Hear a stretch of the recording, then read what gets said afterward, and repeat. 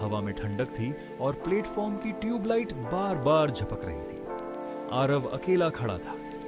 आखिरी ट्रेन जा चुकी थी, लेकिन तभी दूर से एक ट्रेन की आवाज का सुनाई दी। धीरे धीरे एक बहुत पुरानी ट्रेन स्टेशन पर आकर रुकी। डिब्बे जंग लगे थे, खिड़कियां टूटी हुई थी और ट्रेन के ऊपर लिखा था स्पेशलिस्ट टच, नो स्टॉप्स। दरवाजे अपने आप खुल गए। आरव को अजीब लगा, लेकिन उसके पैर जैसे खुद चल पड़े। वो ट्रेन में चढ़ गया। जिस डिब्बे में वह गया वो पूरी तरह खाली था। सीटों के कवर फटे हुए थे, जमीन पर धूल और काले धब्बे थे और पंखे बिना आवाज के घूम रहे थे। खिड़कियों से बाहर सिर्फ अंधेरा दिखाई दे रहा था। ट्रेन चल पड़ी।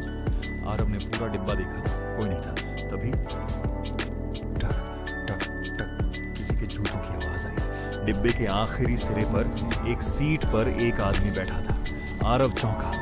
उसने पलक झपकी, लेकिन आदमी वहीं था।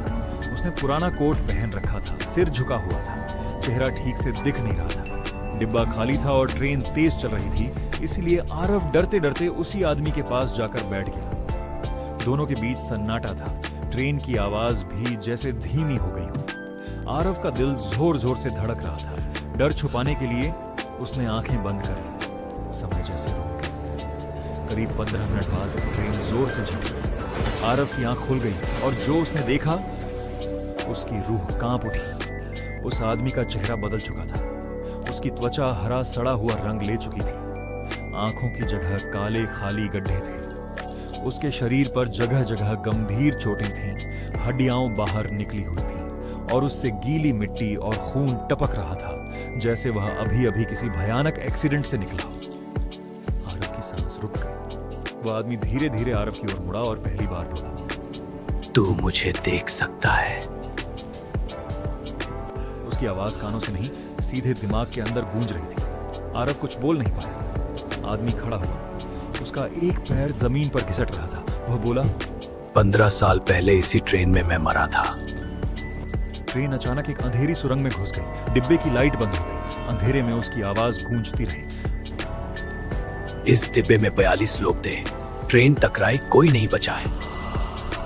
आरव के सामने डरावने दृश्य उभरने लगे। सीटों पर खून से लथपथ लोग, छत से लटकते हाथ, खिड़कियों से टकराते चेहरे। डिब्बा अब भरा हुआ था मरे हुए लोगों से। आदमी ने आरव के कंधे पर हाथ रखा। हाथ बर्फ जैसा ठंडा था। वह फुसफुसाया, आज 15 साल बाद इस डिब्बे एक जिंदा इंसान बैठा है।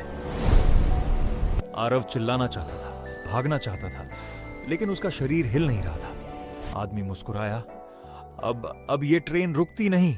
अचानक ट्रेन जोर से रुकी। दरवाजे खुले। सुबह हो चुकी थी। आरव प्लेटफॉर्म पर गिर पड़ा। लोग दौड़े आए। कोई बोला, ये लड़का कहां से आ रहा है? ये ट्रेन तो 15 साल पहले बंद हो चुकी है। आरव ने पीछे देखा। वहां कोई ट्रेन नहीं थी, लेकिन उसके कंधे पर अब भी हरे सड़े हुए हाथ का निशान साफ था। और आज भी हर रात 1:17 उस स्टेशन से एक ट्रेन गुजरती है, जिसमें सिर्फ वही लोग चढ़ते हैं जो उन्हें देख सकते हैं।